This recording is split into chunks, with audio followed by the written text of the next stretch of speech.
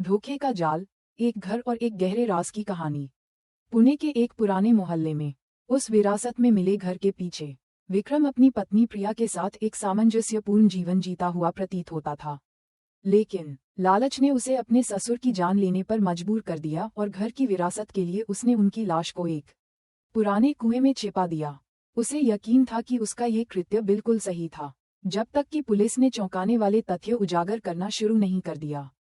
क्या विक्रम अकेला अपराधी था या प्रिया के आंसुओं के पीछे कोई गहरा काला राज छिपा था?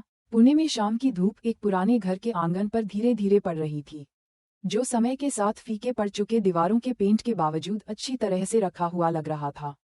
उस घर के बरामदे में विक्रम आराम से बैठा काली चाय की चुस्कियां ले रहा था। वह शांत लग रहा था। कभी कभी घर के सामने की छोटी सी गली को देखता, जहां पड़ोस के बच्चे अभी भी पतंगों के पीछे भाग रहे थे। बाहर से उसका जीवन शांतिपूर्ण लग रहा था, एक युवा व्यक्ति जो अपनी पत्नी प्रिया के साथ एक विरासत में मिले घर में रहता था। लेकिन उस खामोशी के पीछे विक्रम के दिल में कुछ ऐसा था जो कभी भी सचमुच शांत नहीं था। वह सिर्फ शाम की चाय का आनंद नहीं ले रहा था, एक छोटी सी चिंगारी थी जो हर दिन और बड़ी होती जा रही थी। हालांकि वह खुद उसे छिपाने की कोशिश कर रहा था। प्रिया घर के अंदर से पकौड़ों से भरी एक प्लेट लेकर बाहर आई। उसके सादगी से बंधे बाल उसके चेहरे को और भी कोमल बना रहे थे। उसकी छोटी सी मुस्कान हमेशा विक्रम के दिल को शांत करने में कामयाब रहती थी। हालांकि उस मुस्कान के पीछे एक ऐसा जख्म था जिसके बारे में उसने कभी किसी को नहीं बताया था। जी, बस यूं ही गुमसुम मत बैठे रहिए, प्रिया ने अपने पति के बगल में बैठते हुए कहा। चाय ठंडी हो जाएगी। विक्रम ने मुड़कर हल्की सी मुस्कान दी और अपना कप छोटी मेज पर रख दिया। मैं कुछ सोच रहा था। कुछ नहीं, उसने संक्षेप में जवाब दिया। असल में वह रमेश शर्मा जी के बारे में सोच रहा था, जो प्रिया के पिता थे और अभी भी उसी घर में रहते थे। हालांकि यह घर स्पष्ट रूप से प्रिया के माता पिता की विरासत थी, लेकिन इसका आधिकारिक मालिकाना हक अभी भी शर्मा जी के पास था। और यही विक्रम की बेचैनी की जड़ थी। उसे लगता था कि उसका जीवन अभी पूरी तरह से आज़ाद नहीं है, जैसे कि वह अभी भी अपने ही घर में एक मेहमान हो। कुछ ही देर में घर के अंदर से एक भारी आवाज सुनाई दी। प्रिया, तुमने अभी तक मेरी दवा नहीं दी। मैं कब से इंतजार कर रहा हूँ। ये शर्मा जी की आवाज थी, एक ऐसी आवाज जो हमेशा विक्रम के सीने में एक घुटन पैदा कर देती थी। प्रिया तुरंत खड़ी हुई और घर के अंदर चली गई। विक्रम देर तक अपनी पत्नी की पीठ को देखता रहा, फिर एक गहरी सांस ली। ये पहली या दूसरी बार नहीं था जब उसे अपने ससुर के रवैये से परेशानी हुई हो। शर्मा जी अक्सर कठोर व्यवहार करते थे, यहाँ तक कि खुद प्रिया के साथ भी। बूढ़े होने के बावजूद वह आदमी अभी भी घर के मुखिया की तरह व्यवहार करता था, जिसका विरोध नहीं किया जा सकता था। एक बड़े से कमरे के अंदर शर्मा जी एक रॉकिंग चेयर पर बैठे थे और प्रिया को तीखी नजरों से देख रहे थे, जो एक छोटी मेज पर दवा तैयार कर रही थी। उनके बाल सफेद हो चुके थे, चेहरा झुर्रियों से भरा था, लेकिन उनकी आंखों में अब भी वही तीखापन था, जैसे कि वह अभी भी हर चीज पर अपना अधिकार रखते हों। इतनी देर क्यों लगा दी? क्या तुम जानबूझकर मुझे इंतजार करवा रही हो? उन्होंने बड़बड़ाया। प्रिया ने खुद को संयत किया। वह अपने पिता के हमेशा के कठोर लहजे की आदी हो चुकी थी। शांति से उसने एक गिलास पानी लिया और दवा अपने पिता को दी। माफ कीजिए पापा, मैं बाहर विक्रम की मदद कर रही थी। शर्मा जी ने एक घृणा भरी आवाज निकाली और एक ही घूंट में दवा निगल ली। विक्रम, हमेशा विक्रम, तुम उस पति की इतनी मत सुना करो। ये घर उसका नहीं है। कहीं ऐसा न हो कि तुम प्यार में अंधी हो जाओ और भूल जाओ कि यहाँ जो कुछ भी है, वह सब अभी भी मेरे हाथ में है। प्रिया चुप हो गई। ये शब्द एक चाबुक की तरह लगे। वह जानती थी कि विक्रम अक्सर उसके पिता के रवैये से नाराज हो जाते थे, लेकिन वह विरोध भी नहीं कर सकती थी। उसके लिए उसके पिता उसके जीवन का एक ऐसा हिस्सा थे जिसे वह यूं ही नहीं छोड़ सकती थी, भले ही उसके बचपन के जख्म अभी भी उसकी यादों में ताज़ा थे। दरवाजे की दहलीज से विक्रम ने चुपके से यह बात सुन ली। उसकी मुट्ठियां भींच गईं, उसकी सांसें भारी हो गईं। वह कमरे के अंदर नहीं गया, लेकिन उसने ये साफ सुन लिया था कि शर्मा जी की नज़रों में उसकी हैसियत कितनी कम थी। उस रात घर का माहौल शांत लग रहा था। लिविंग रूम की बत्ती मंद जल रही थी, जबकि खिड़की के बाहर से झींगुरों की आवाज रात को और भी खामोश बना रही थी। विक्रम डाइनिंग टेबल पर बैठा था, उस प्लेट को खाली नजरों से देख रहा था जिसे उसने छुआ तक नहीं था। प्रिया थके हुए चेहरे के साथ उसके पास आई। जी, पापा की बातों को इतना दिल पर मत लीजिए। वह हमेशा से ही कुछ भी बोल देते हैं। विक्रम ने मुड़कर देखा, उसकी निगाहें गहरी थीं। लेकिन प्रिया, हम कब तक ऐसे ही जीते रहेंगे? मैं इस घर में रहता हूँ, लेकिन हर दिन ऐसा लगता है जैसे मैं एक किराएदार हूँ। तुम्हारे पिता हमेशा दखल देते हैं। मैंने बहुत सब्र किया है, लेकिन धीरे धीरे मेरा सब्र टूट रहा है। प्रिया ने अपने पति का हाथ पकड़ लिया। मैं जानती हूँ, मैं भी थक गई हूँ, लेकिन जी, वह मेरे पिता हैं, चाहे जैसे भी हों, उनकी देखभाल करना मेरा फर्ज है। विक्रम ने एक गहरी सांस ली। वह बहस को आगे नहीं बढ़ाना चाहता था, लेकिन उसके दिल के अंदर एक और आवाज उभरने लगी थी। एक ऐसी आवाज जो धीरे धीरे फुसफुसाती थी लेकिन चुभती थी। अगर शर्मा जी नहीं रहे, तो सारी समस्याएं खत्म हो जाएंगी। ये घर तुम्हारा हो जाएगा। तुम आजाद हो जाओगे। उसने अपना सिर हिलाया, इस विचार को दूर करने की कोशिश की, लेकिन वह जितना ज्यादा कोशिश करता, वह आवाज उतनी ही साफ सुनाई देती। अगली सुबह घर का माहौल फिर से सामान्य जैसा हो गया। शर्मा जी बरामदे में बैठे अखबार पढ़ रहे थे, हालांकि उनकी नजरें अब कमजोर हो चुकी थीं। विक्रम आंगन में अपनी मोटरबाइक साफ करने का नाटक कर रहा था, जबकि असल में वह अपने ससुर पर से अपनी नजरें नहीं हटा पा रहा था। प्रिया, ये खबर देखो, बगल के शहर में जमीन की कीमतें बढ़ गई हैं। जरा सोचो, अगर यह घर बाद में बेच दिया जाए, तो जो पैसा मिलेगा वह तुम्हारे भविष्य के काम भी आ सकता है, शर्मा जी ने जोर से कहा। विक्रम का खून खौल गया। घर बेच दें, वह घर जो उनका आशियाना बनना चाहिए था। वह इन योजनाओं को और नहीं सुन सकता था। प्रिया एक कप गर्म चाय लेकर बाहर आई। पापा, अभी इस बारे में बात मत कीजिए। इस घर से बहुत सी यादें जुड़ी हैं। शर्मा जी ने जोर से सिर हिलाया। यादें पेट नहीं भर सकती। जो जरूरी है वह ये है कि संपत्ति पैसे में बदल सकती है, और मैं कोई गलत कदम नहीं उठाना चाहता। विक्रम ने जमीन की ओर देखा। मोटरबाइक के हैंडल को कसकर पकड़े हुए, उसके दांत भिंचे हुए थे। उसके मन में घर के पीछे के पुराने कुएं की एक छवि अचानक उभर आई। वह कुआं लंबे समय से इस्तेमाल नहीं किया गया था, और उसे लकड़ी के पुराने तख्तों से ढका गया था। विक्रम ने एक बार यूं ही अंदर झांका था। केवल काला पानी और एक तीखी, बासी गंध थी। न जाने क्यों, वह छवि उसके ससुर की आवाज के साथ बार बार उभरती रही, जो उसे लगातार नीचा दिखा रही थी। उस रात, जब सब सो चुके थे, विक्रम पिछले आंगन में बाहर निकला। वह उस अंधेरे और खामोश पुराने कुएं के सामने खड़ा हो गया। रात की हवा ने आसपास के केले के पत्तों में एक धीमी सरसराहट पैदा की।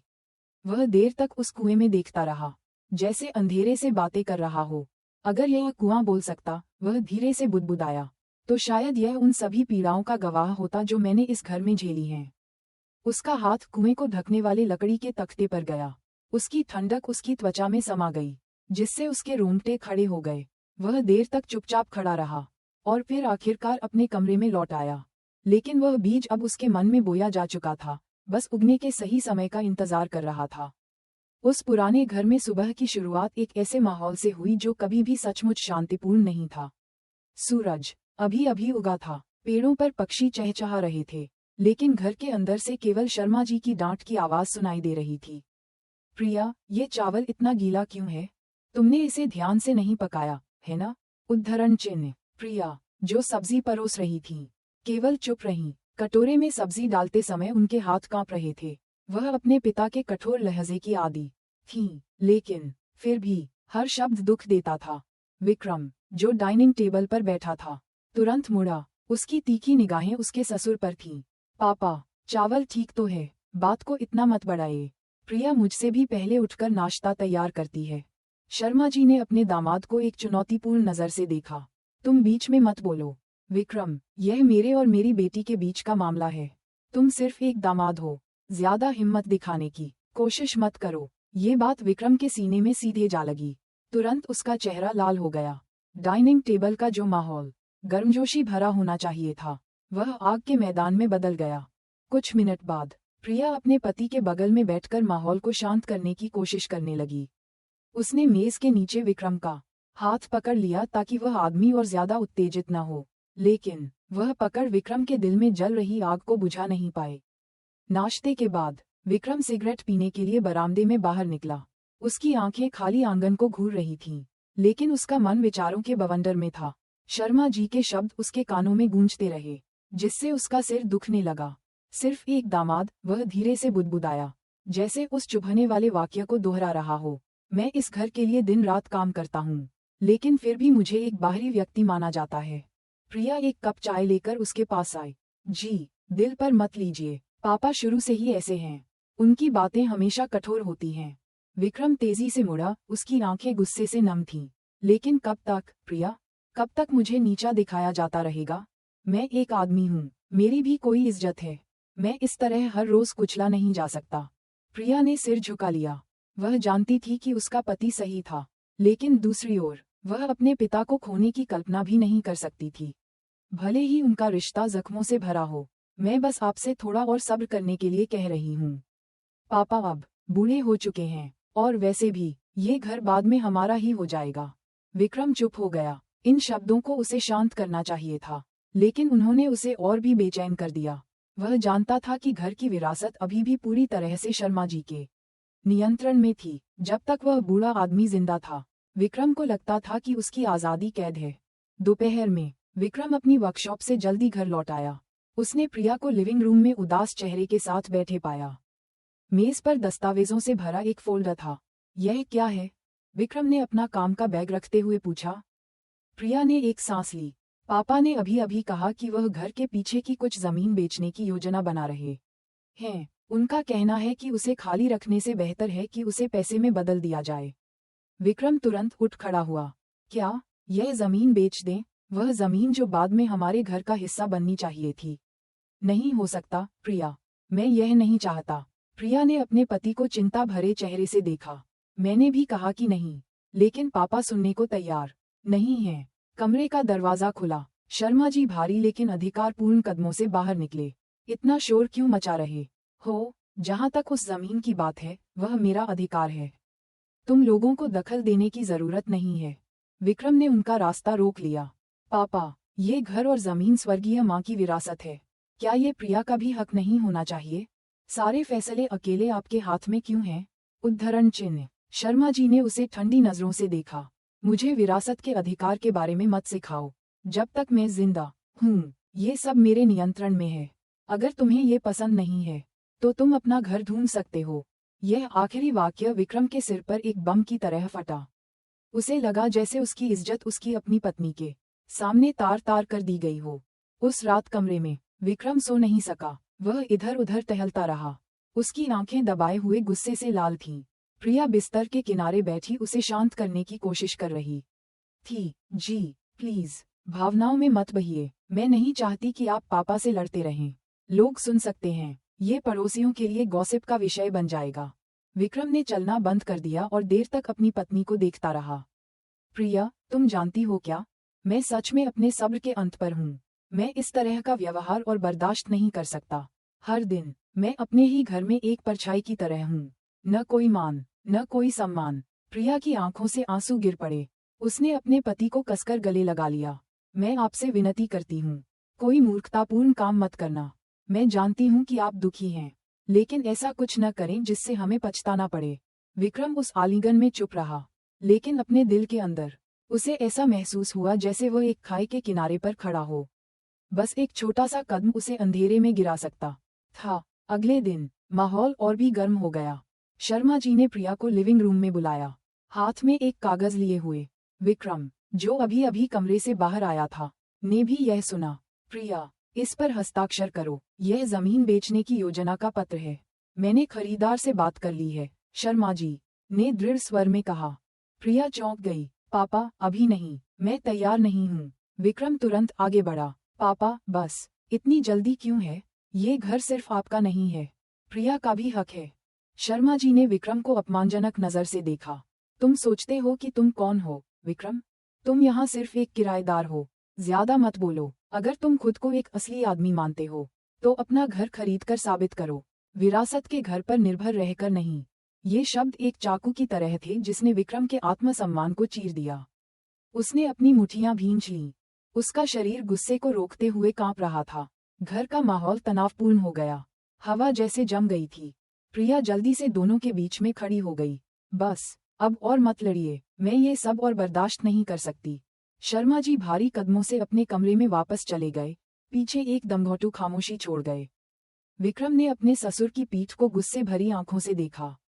उसके सिर में वह आवाज फिर से और भी साफ सुनाई देने लगी। जब तक शर्मा जी हैं तुम कभी आजाद नहीं होगे, उसे रास्ते से हटाना ही होगा।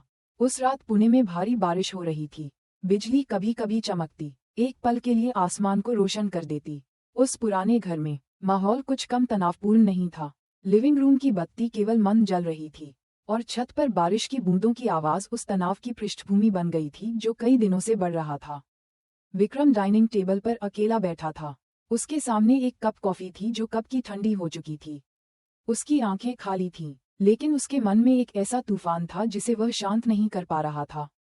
शर्मा जी के दोपहर के शब्द उसके कानों में गूंजते रहे। तुम सिर्फ एक किराएदार हो, अगर असली मर्द हो तो अपना घर खरीदो। उसका सीना फिर से भारी हो गया।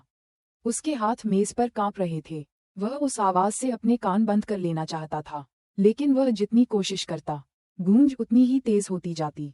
प्रिया थके हुए चेहरे के साथ अंदर आए। उसके बाल अभी भी गीले थे क्योंकि वह अभी अभी पिछले आंगन में कपड़े उठाने के लिए दौड़ी थी। उसने अपने पति को चिंता से देखा। जी, आप सोए नहीं?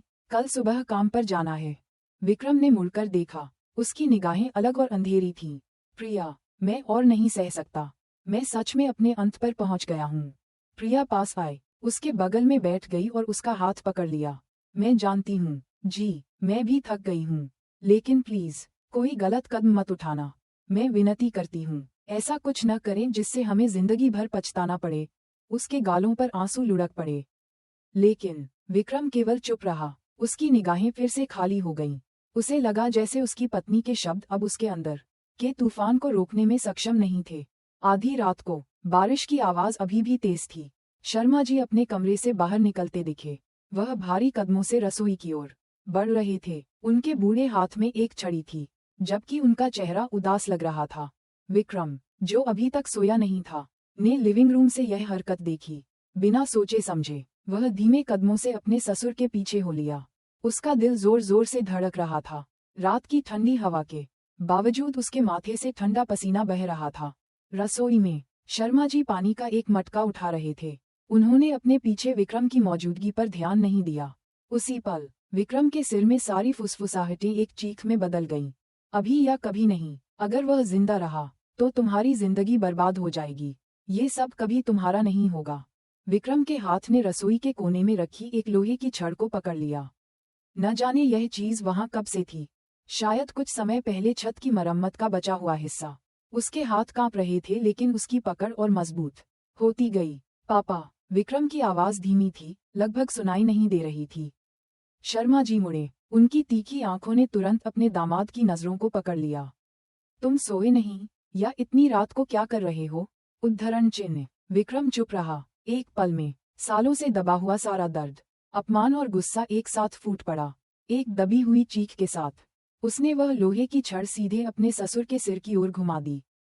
धड़ाम, टकराव की आवाज और टूटते हुए मटके की खनक रसोई में गूंज उठी। शर्मा जी लड़खड़ाए, उनकी आंखें फैल गईं, और फिर एक लकड़ी की कुर्सी से टकराकर गिर पड़े। उनके माथे से ताजा खून बहने लगा, जिसका रंग रसोई की मंद रोशनी में और भी गहरा लग रहा था। विक्रम हाँफ रहा था, उसके हाथ खून से सने थे। उसकी सांसें तेज थीं, जैसे वह बहुत दूर से दौड़कर आया हो। उसके सामने उसके ससुर का शरीर बेजान पड़ा था। मैंने यह क्या कर दिया? वह लगभग उन्माद में फुसफुसाया। रसोई के दरवाजे से एक छोटी सी चीख सुनाई दी। प्रिया वहां खड़ी थी। उसका शरीर कठोर था, चेहरा पीला पड़ गया था। उसकी आंखें फैल गई थीं, जैसे उसे विश्वास न हो रहा हो कि उसने अभी अभी क्या देखा। जी, आपने यह क्या कर दिया? उसकी आवाज कांप रही थी, लगभग टूट चुकी थी। विक्रम तेजी से मुड़ा। उसका चेहरा आतंक से भरा था। मैंने जानबूझकर नहीं किया। उसने मुझे उकसाया। मैं और बर्दाश्त नहीं कर सकता था। प्रिया ने अपना मुंह हाथ से ढक लिया। आंसू तेजी से बहने लगे। उसका शरीर बुरी तरह कांप रहा था। वह पास दौड़ी। फर्श पर जमा हो रहे खून को देखकर उसके घुटने कमजोर पड़ गए। हमें मदद बुलानी चाहिए। उसकी आवाज धीमी थी, लेकिन विक्रम ने तुरंत उसे काट दिया। नहीं हो सकता। अगर लोगों को पता चला तो मैं बर्बाद हो जाऊंगा। वे कहेंगे कि मैं एक कातिल हूँ। मैं जेल नहीं जाना चाहता। प्रिया, नहीं। विक्रम ने अपनी पत्नी की बांह को कसकर पकड़ लिया। उसका चेहरा डर से पैदा हुए पागलपन से भरा था। प्रिया ने खुद को छुड़ाने की कोशिश की, लेकिन पकड़ और मजबूत हो गई। जी, ठीक से सोचिए, यह मेरे पिता हैं, चाहे जैसे भी हों, वह मेरे पिता हैं। विक्रम एक पल के लिए चुप हो गया, फिर फर्श पर पड़े शव को देखने के लिए नीचे झुका। उसकी नज़र धुंधली थी, उसका मन अस्त व्यस्त था। वह जानता था कि अब बहुत देर हो चुकी है, कोई वापसी का रास्ता नहीं था। बारिश अभी भी तेज हो रही थी जब विक्रम ने शर्मा जी के शरीर को पिछले आंगन की ओर घसीटा। प्रिया केवल रसोई के दरवाजे पर खड़ी थी। उसका शरीर कठोर था, आंसू बारिश के पानी के साथ मिल गए थे जो छत से टपक रहा था। वह चीखना चाहती थी, लेकिन उसकी आवाज जैसे खो गई थी। विक्रम ने उस पुराने कुएं को ढकने वाले लकड़ी के तख्ते को खोला जो लंबे समय से इस्तेमाल नहीं किया गया था। एक बासी गंध तुरंत बाहर निकली, जो गीली मिट्टी और उसके हाथों पर लगे खून की गंध के साथ मिल गई थी। अपनी बची हुई ताकत के साथ उसने अपने ससुर के शरीर को उठाया और फिर उसे कुएं में गिरा दिया। छपाक, शरीर के काले पानी में गिरने की आवाज सुनाई दी। उसके बाद छोटी छोटी छींटें उड़ीं जो जल्दी ही अंधेरे में खो गईं। विक्रम कुएं के किनारे खड़ा हाँफ रहा था। उसका शरीर बारिश से पूरी तरह भीग चुका था। उसकी आंखें खाली थीं, जैसे उसकी आत्मा भी उस शव के साथ गिर गई हो। प्रिया आखिरकार पास दौड़ी। जी, क्यों, ऐसा क्यों करना पड़ा? उसकी आवाज टूट गई, लगभग निकल नहीं पा रही थी। विक्रम मुड़ा और अपनी पत्नी को एक ऐसी नज़र से देखा जो प्रिया ने पहले कभी नहीं देखी थी। डर, पछतावे और पागलपन का मिश्रण। अब सब खत्म हो गया। प्रिया, कोई नहीं जानता, हम उसके बिना एक नई जिंदगी शुरू कर सकते हैं। प्रिया ने अपना चेहरा दोनों हाथों से ढक लिया। वह जानती थी कि आज रात एक ऐसी तबाही की शुरुआत थी जिससे वे कभी बच नहीं पाएंगे। उस सुबह सूरज भूरे बादलों के पीछे से शर्माते हुए निकला।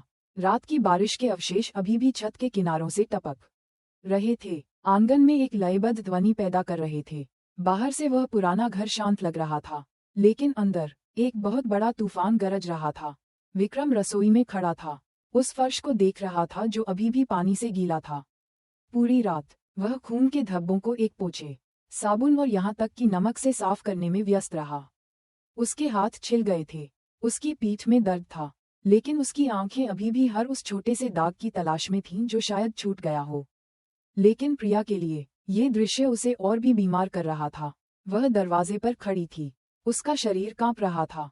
अपने पिता का चेहरा, जो उसने आखिरी बार देखा था, खून से लथपथ, घावों से भरा, उसे लगातार सता रहा था। जी, आप इसे कब तक छिपाएंगे? उसकी आवाज धीमी थी, लगभग एक फुसफुसाहट। विक्रम मुड़ा, ठंडा पसीना अभी भी उसके चेहरे पर था। जब तक सब कुछ शांत नहीं हो जाता, जब तक किसी को शक नहीं होता, उसके बाद हम सामान्य रूप से जी सकते हैं। प्रिया ने अपना मुंह ढक लिया, घुटन को रोकते हुए। सामान्य रूप से जीना? मेरे पिता को मारने और उन्हें कुएं में फेंकने के बाद क्या आपको लगता है कि मैं चैन से सो पाऊंगी? उद्धरण चिन्ह। विक्रम तेजी से उसके पास आया, उसके दोनों कंधों को जोर से पकड़ा। प्रिया, मैंने ये हमारे लिए किया है। अगर वह जिंदा रहता तो हमें कभी आज़ादी नहीं मिलती। तुम नहीं समझती कि मैं इतने समय से कितना कुछ सह रहा था। प्रिया के गालों पर आंसू तेजी से बहने लगे। वह चीखना चाहती थी, भाग जाना चाहती थी, लेकिन उसका दिल अपने पति के लिए प्यार और अपने पिता को खोने के बीच फंसा हुआ था। सुबह से दोपहर होते होते घर का माहौल बदलने लगा। आमतौर पर शर्मा जी बरामदे में बैठकर अखबार पढ़ते और काली चाय की चुस्कियां लेते थे, लेकिन इस बार वह बेत की कुर्सी खाली थी। कुछ पड़ोसियों ने पूछना शुरू कर दिया। शर्मा आंटी, जो हर सुबह सब्जियां बेचती थीं, ने गेट के सामने से आवाज लगाई। प्रिया बेटी, पापा जी नहीं दिख रहे? बीमार हैं क्या? उद्धरण चिन्ह। प्रिया का गला रुंध गया। उसने विक्रम की ओर देखा जो घर के अंदर खड़ा था। उस आदमी ने तीखी नजरों से इशारा किया, कुछ गलत मत करना। कांपती आवाज में प्रिया ने जवाब दिया, हाँ आंटी, पापा की तबीयत ठीक नहीं है, कमरे में आराम कर रहे हैं। शर्मा आंटी ने धीरे धीरे सिर हिलाया, हालांकि उनके चेहरे पर थोड़ी हैरानी थी। आमतौर पर तुम्हारे पापा जब भी मैं गुजरती हूँ तो मुस्कुराते हैं, आज इतनी शांति क्यों है? उद्धरण चिन्ह। प्रिया केवल एक असहज मुस्कान दे सकी। उस महिला के जाने के बाद उसका शरीर कमजोर पड़ गया। उसे लगा जैसे वह एक कठपुतली है जिसे अपने पति के इशारों पर बोलने के लिए मजबूर किया जा रहा है। उस दोपहर विक्रम जानबूझकर घर से बाहर निकला और पास की गली की दुकान से कुछ जरूरत का सामान खरीदा। उसने सामान्य दिखने की कोशिश की, पड़ोसियों को एक बनावटी मुस्कान के साथ नमस्ते किया, लेकिन उसके सिर के अंदर डर उसे लगातार जकड़ रहा था। जब भी कोई उसे सामान्य से ज्यादा देर तक घूरता, उसे लगता जैसे उस पर शक किया जा रहा है। हर कानाफूसी की आवाज उसे यकीन दिलाती कि लोग जानना शुरू कर चुके हैं। जब वह वापस आया तो उसने प्रिया को बरामदे में बैठे देखा। उसका चेहरा पीला था। तुम यहाँ क्यों बैठी हो? विक्रम ने ऊंची आवाज में पूछा। प्रिया धीरे धीरे मुड़ी। उसकी आंखें खाली थीं। मैंने कुएं से एक आवाज सुनी, जैसे कोई नीचे से दस्तक दे रहा हो। विक्रम चुप हो गया। उसका खून ठंडा पड़ गया। उसने घर के पीछे के पुराने कुएं की ओर देखा, जिसे उसने रात में लकड़ी के तख्तों और पत्थरों से कसकर बंद कर दिया था।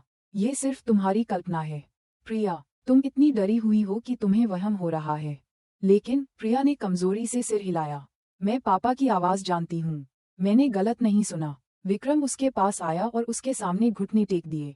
मेरी बात सुनो, कोई आवाज नहीं है। अगर तुम ऐसे ही करती रही तो दूसरे लोगों को शक हो सकता है। उनके सामने कभी भी अपना डरा हुआ चेहरा मत दिखाना। प्रिया ने अपने पति को देखा। उसके आंसू फिर से बहने लगे। आपने एक हत्या की है। जी, आप फर्श पर खून छिपा सकते हैं, लेकिन आप मेरे सिर में आवाज नहीं छिपा सकते। शाम ढलते ढलते खबरें फैलने लगीं। कुछ पड़ोसी शर्मा जी का हालचाल पूछने आए। किसी ने कहा कि उसने पिछली रात रसोई की बत्ती देर तक जलते देखी थी। किसी और ने भारी बारिश के बीच एक शोर सुना था। विक्रम ने सभी का शांति से जवाब दिया, या कम से कम ऐसा करने का नाटक किया। पापा बीमार हैं, बूढ़े हो चुके हैं, इसलिए उन्हें लंबे आराम की जरूरत है। चिंता मत कीजिए, वह जल्द ही ठीक हो जाएंगे। लेकिन दुकान पर अफवाहें पनपने लगी थीं। लोग शर्मा जी के गायब होने के बारे में कानाफूसी कर रहे थे। विक्रम का नाम भी उन कानाफूसियों में घसीटा जा रहा था। हालांकि अभी तक किसी ने भी खुले तौर पर आरोप लगाने की हिम्मत नहीं की थी। रात फिर से आ गई। प्रिया कमरे में बैठी थी। उसकी आंखें सूजी हुई थीं। वह सो नहीं पा रही थी। जब भी वह आंखें बंद करती, उसके पिता का चेहरा सामने आ जाता, उसे खाली नजरों से घूरता हुआ। विक्रम तनावपूर्ण चेहरे के साथ अंदर आया। हमें सावधान रहना होगा, कल शायद और ज्यादा लोग पूछें। अगर जरूरत पड़ी तो हम कहेंगे कि पापा शहर के बाहर किसी रिश्तेदार के घर गए हैं। प्रिया ने अपने पति को खाली नजरों से देखा। उसकी आवाज धीमी लेकिन चुभने वाली थी। जी, आप और कितना झूठ बोलेंगे? एक लाश को हमेशा के लिए नहीं छिपाया जा सकता। विक्रम चुप हो गया। उस खूनी रात के बाद पहली बार उसके पास कोई जवाब नहीं था। कमरे के बाहर रात की हवा की सरसराहट जैसे पीछे के कुएं से एक गुप्त कानाफूसी ला रही थी। और प्रिया जानती थी, जल्दी या देर से सच्चाई सतह पर आ ही जाएगी। पुणे के उस कोने के मोहल्ले में आमतौर पर हंसी मजाक का माहौल रहता था। बच्चे संकरी गलियों में दौड़ते, फेरी वालों की आवाजें गूंजतीं, और हर शाम महिलाएं अपने घरों के बरामदे में बैठकर गपशप करती थीं। लेकिन पिछले कुछ दिनों से माहौल बदलने लगा था। शर्मा जी, जो अपने सख्त लेकिन मिलनसार स्वभाव के लिए सम्मानित एक बुजुर्ग व्यक्ति थे, की अनुपस्थिति मुख्य चर्चा का विषय बन गई थी। किसी ने भी उन्हें फिर से अपनी पसंदीदा बेंत की कुर्सी पर बैठे नहीं देखा था। वह हल्की खांसी की आवाज भी नहीं सुनाई दी जो आमतौर पर अखबार पढ़ते समय सुनाई देती थी। गॉसिप तेजी से फैल गई। कुछ ने कहा कि शर्मा जी गंभीर रूप से बीमार हैं और उनके बच्चे उन्हें छिपा रहे हैं। कुछ और साहसी लोगों ने फुसफुसाया, शायद उस घर में कुछ बुरा हुआ है। प्रिया पर दबाव और भी भारी महसूस होने लगा। जब भी वह घर से बाहर निकलती, सवालों से भरी निगाहें उसका स्वागत करतीं। पड़ोसियों की मुस्कान अब शक भरी नजरों में बदल गई थी। उसका दिल और भी बेचैन हो गया, खासकर जब अपराधबोध उसे लगातार सता रहा था। एक दोपहर वह लिविंग रूम में बैठी थी, खाली आंखों से खिड़की को देख रही थी। बाहर से उसे दो महिलाओं की धीमी आवाज में बातचीत सुनाई दी, लेकिन इतनी साफ कि वह सुन सकती थी। तुम्हें पता है क्या बहन, मुझे विश्वास नहीं हो रहा कि शर्मा जी सिर्फ बीमार हैं। आमतौर पर बीमार होने पर भी वह कम से कम बरामदे तक तो आते ही हैं। हाँ, मैं भी यही सोच रही थी। और उस पीछे के कुएं से भी अजीब सी बदबू आ रही है, जैसे कुछ सड़ा हुआ हो। प्रिया ने सहज ही अपने हाथ में कपड़े को मरोड़ लिया। उसकी सांसें तेज हो गईं। तो वह बदबू फैलने लगी थी। वह बाहर जाकर इनकार करना चाहती थी, लेकिन उसका शरीर बुरी तरह कांप रहा था। विक्रम, जो अभी अभी बाहर से लौटा था, ने अपनी पत्नी का पीला चेहरा देखा। फिर क्या हुआ तुम्हें, प्रिया? उसने कांपती आवाज में तेजी से पूछा। प्रिया ने जवाब दिया, लोग शक करने लगे हैं जी। वे कुएं से आने वाली बदबू के बारे में बात कर रहे हैं। विक्रम ने उसे तीखी नजरों से देखा, फिर रसोई में चला गया। एक सिगरेट निकाली और कांपते हाथों से उसे जलाया। शांत रहो, आज रात मैं कुएं के ढक्कन को और कसकर बंद कर दूंगा। कोई भी पास आने की हिम्मत नहीं करेगा। लेकिन अपने दिल की गहराइयों में वह जानता था कि यह झूठ ज्यादा दिन नहीं टिक सकता। उस रात आसमान अंधेरा लग रहा था। केवल एक पीला चांद मंद रूप से लटका हुआ था। विक्रम एक छोटी सी सबल लेकर घर के पीछे गया। वह पुराने कुएं के पास झुका, ढक्कन पर और पत्थर जोड़ने की कोशिश कर रहा था। लेकिन जब वह झुका तो एक तेज हवा चली, जिससे उस अंधेरे छेद से एक फुसफुसाहट जैसी आवाज आई। एक पल के लिए विक्रम कांप गया। उसके रोंगटे खड़े हो गए। वह आवाज एक धीमी फुसफुसाहट की तरह थी, जैसे कोई गहराई से उसका नाम पुकार रहा हो। विक्रम! वह चौंक गया, तुरंत सीधा खड़ा हो गया। उसकी सांसें तेज थीं। ये सिर्फ मेरा वहम है, वह बुदबुदाया। जल्दी में उसने पत्थर जमा किए और फिर उन्हें मिट्टी और सूखी घास से ढक दिया ताकि यह स्वाभाविक लगे। लेकिन उसे ये एहसास नहीं हुआ कि कमरे की खिड़की से प्रिया उसकी हर हरकत देख रही थी। उसका चेहरा और भी दुखी हो गया, जैसे कि वह ढक्कन उसके मानसिक बोझ को और बढ़ा रहा हो। अगले दिन मोहल्ले में एक नई खबर से और भी हलचल मच गई। सोनू नाम के एक छोटे लड़के ने अपनी मां को बताया कि जब वह विक्रम के घर के पास पतंग उड़ा रहा था तो उसने उस घर के पीछे से एक तीखी बदबू महसूस की थी। दूसरे बच्चों ने भी इसकी पुष्टि की। उन्होंने कहा, जब भी हम कुएं के पास की बाड़ से गुजरते हैं तो सड़ी हुई बदबू आती है। ये कहानी दुकान, बाजार और फिर वापस उन वयस्कों के कानों तक पहुंची जो और भी उत्सुक हो गए थे। शाम को दो पुरुष पड़ोसी, मिश्रा जी और वर्मा जी, ने विक्रम के घर के पास जाने की हिम्मत की। उन्होंने नमस्ते करने का नाटक किया और फिर आंगन में ज्यादा देर तक खड़े रहने का बहाना ढूंढा। विक्रम भाई, आपके पापा कैसे हैं? काफी समय से दिखे नहीं, मिश्रा जी ने अपनी आंखें सिकुड़ते हुए पूछा। विक्रम ने शांत रहने की कोशिश की। पापा अंदर आराम कर रहे हैं अंकल, उनकी तबीयत कमजोर है इसलिए घर से बाहर नहीं निकल सकते। वर्मा जी ने धीरे धीरे सिर हिलाया, लेकिन उनकी आंखें घर के पीछे की ओर देख रही थीं। उन्होंने धीरे धीरे सांस ली और फिर अपना हाथ नाक पर रख लिया। भाई, तुम्हारे कुएं से बहुत बदबू आ रही है, जैसे कोई जानवर अंदर गिर गया हो। विक्रम का दिल जोर जोर से धड़कने लगा। उसने जबरदस्ती मुस्कुराया, हाँ, शायद कोई बिल्ली या चूहा मर गया होगा। आज रात मैं उसे साफ कर दूंगा। मिश्रा जी ने विक्रम के कंधे पर थपथपाते हुए हल्की सी हंसी के साथ कहा। ठीक है भाई, बस ये ध्यान रखना कि दूसरे पड़ोसी कुछ गलत न सोचने लगें। आजकल लोग आसानी से गॉसिप करने लगते हैं। विक्रम ने सिर हिलाया, हालांकि उसका चेहरा तनाव में था। उन दोनों के जाने के बाद वह तेजी से घर के अंदर चला गया। लिविंग रूम में प्रिया कठोरता से बैठी थी। उसने सब कुछ सुन लिया था, लगभग न सुनाई देने वाली आवाज में। उसने कहा, जी, अगर वे सच में उस कुएं को खोल देते हैं तो हम खत्म हो जाएंगे। विक्रम ने अपना हाथ मेज पर दे मारा। मैं ऐसा नहीं होने दूंगा। उनके पास हमारे आंगन में घुसने का कोई कारण नहीं है। हमें बस थोड़ा और सब्र करना होगा, सब कुछ शांत हो जाएगा। लेकिन ये शब्द खोखले लग रहे थे। शांति नहीं, बल्कि एक बड़ा तूफान उनका इंतजार कर रहा था। रात फिर से आ गई। घर के गेट के बाहर कुछ युवा लड़के कानाफूसी कर रहे थे, कुएं की ओर इशारा करते हुए। उन्होंने अपने माता पिता से गॉसिप सुन ली थी और उत्सुकता उन्हें पास खींच रही थी। लेकिन इससे पहले कि वे और आगे बढ़ पाते, आंगन की बत्ती अचानक तेज जल उठी। विक्रम वहां खड़ा था, उन्हें लाल जलती हुई आंखों से घूर रहा था। तुम लोग यहाँ क्या कर रहे हो? वह जोर से चिल्लाया। लड़के डर के मारे उछल पड़े और फिर तेजी से भाग गए। विक्रम कठोरता से खड़ा रहा। उसकी सांसें तेज थीं। खिड़की के शीशे के पीछे प्रिया ने ये सब बढ़ते हुए दिल के दर्द के साथ देखा। वह जानती थी, विक्रम जितना ज्यादा छिपाने की कोशिश करेगा, लोगों का ध्यान उतना ही उन पर केंद्रित होगा, और अंत में उस पुराने कुएं का राज बाहर आ ही जाएगा, चाहे उसे कितनी भी कसकर क्यों न बंद कर दिया जाए। उस सुबह हवा सामान्य से ज्यादा घुटन भरी महसूस हो रही थी। सूरज अभी बहुत ऊंचा नहीं था, लेकिन गर्मी पहले से ही त्वचा को चुभ रही थी। गली के पास की छोटी सी चाय की दुकान पर कुछ पड़ोसी चाय की चुस्कियां लेते हुए इकट्ठा हुए थे। बातचीत का विषय अभी भी वही था, शर्मा जी का अचानक गायब हो जाना। मिश्रा जी, जो बातूनी होने के लिए जाने जाते थे लेकिन बहुत जिज्ञासु भी थे, ने गंभीर स्वर में कहा, मैं और चुप नहीं रह सकता। अगर शर्मा जी सिर्फ बीमार होते तो कम से कम कोई उन्हें थोड़ी देर के लिए बाहर निकलते हुए देखता। 1 हफ्ता हो गया है, कोई खबर नहीं। शर्मा आंटी ने सहमति जताई। हाँ, और विक्रम के घर के पीछे के उस कुएं से बदबू और भी तेज हो गई है। मुझे यकीन नहीं है कि यह एक मरे हुए चूहे की बदबू है। कम से कम इसे जांचना तो चाहिए, क्या पता कोई बड़ा जानवर अंदर मर गया हो। कानाफूसी एक योजना में बदल गई। उन्होंने सहमति व्यक्त की कि अगर 2 दिनों के भीतर विक्रम ने शर्मा जी को नहीं दिखाया तो वे सब मिलकर उस पुराने कुएं को जांचने के लिए जाएंगे। घर पर प्रिया ने ये खबर शर्मा आंटी से पहले ही सुन ली थी, जो सब्जियां खरीदने आई थीं।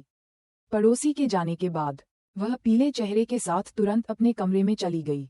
विक्रम, जो आंगन साफ करने के बाद अभी अभी हाथ धोकर आया था, ने उसे शक से देखा।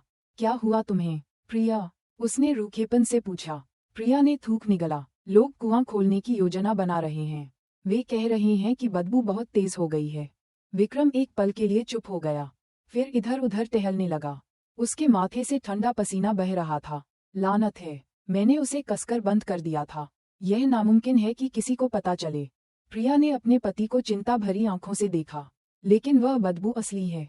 मैं भी हर रात उसे सूंघती हूँ। जी, हम उन्हें कब तक रोक सकते हैं? अगर वे जबरदस्ती करते हैं तो सब कुछ उजागर हो जाएगा। विक्रम ने अपनी पत्नी को तीखी नजरों से देखा, जैसे उन शब्दों को चुप कराना चाहता हो। हमें और चालाक बनना होगा। अगर वे कुआं खोलना चाहते हैं तो हमारे पास उन्हें रोकने का एक कारण होना चाहिए। लेकिन क्या कारण? प्रिया ने कांपती आवाज में जोर दिया। विक्रम चुप रहा, बेचैन। वह जानता था कि उन्हें रोकने से शक और भी बढ़ जाएगा। लेकिन वह किसी को भी उस कुएं को छूने नहीं दे सकता था। उस दोपहर जब विक्रम गेट की मरम्मत कर रहा था, वर्मा जी एक दोस्ताना चेहरे के साथ आए, लेकिन उनकी निगाहें जांच पड़ताल कर रही थीं। विक्रम भाई, उन्होंने कहा, मैंने और मिश्रा जी ने कल सुबह तुम्हारे कुएं की जांच में मदद करने की योजना बनाई है। डर है कि कहीं सच में कोई बड़ा जानवर न मर गया हो। बदबू सड़क तक आ रही है। विक्रम ने कील ठोकना बंद कर दिया। उसका शरीर कठोर हो गया। अरे, परेशान होने की जरूरत नहीं है अंकल, आज रात मैं खुद ही उसे साफ कर दूंगा। लोगों को परेशान नहीं करना चाहता।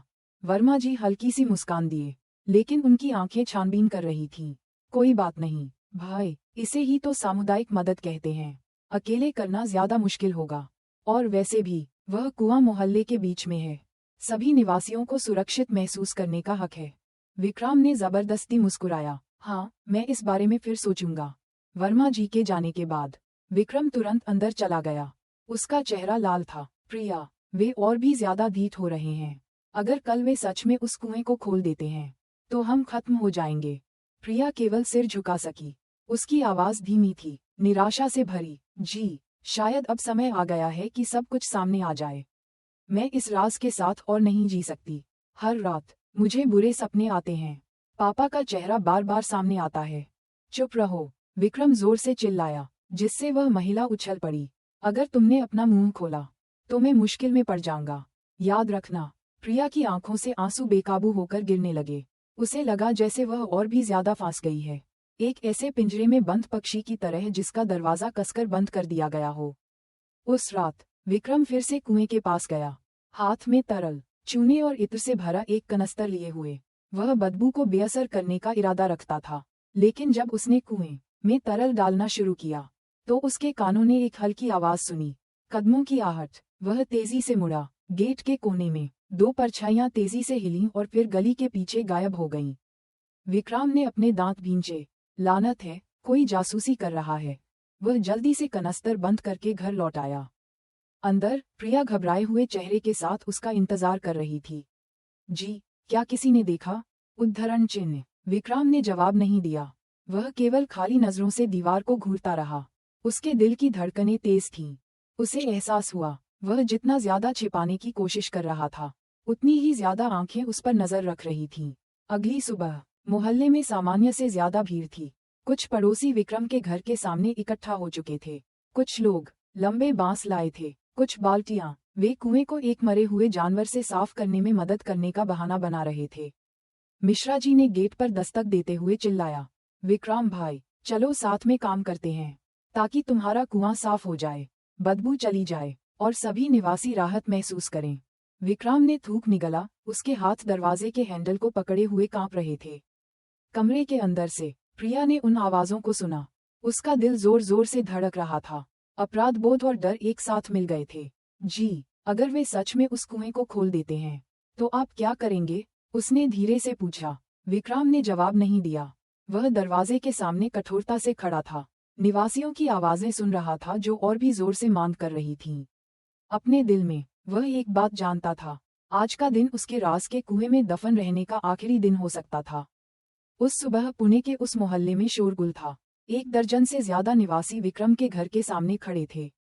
कुछ बाल्टियां, लंबे बांस और यहाँ तक कि टॉर्च भी लाए थे। वे सामुदायिक कार्य का बहाना बना रहे थे, लेकिन असल में यह उनकी उत्सुकता थी जो उन्हें वहां लाई थी। मिश्रा जी, जो शुरू से ही सबसे ज्यादा मुखर थे, ने जोर से कहा, विक्रम भाई, चलो गेट खोलो, हम सब मिलकर उस कुएं को साफ करेंगे। उसकी बदबू ने मोहल्ले को परेशान कर रखा है। दरवाजे के पीछे विक्रम पीला चेहरा लिए खड़ा था। उसके हाथ दरवाजे के हैंडल को कसकर पकड़े हुए थे। उसका दिल तेजी से धड़क रहा था। प्रिया उसके पास ही खड़ी थी।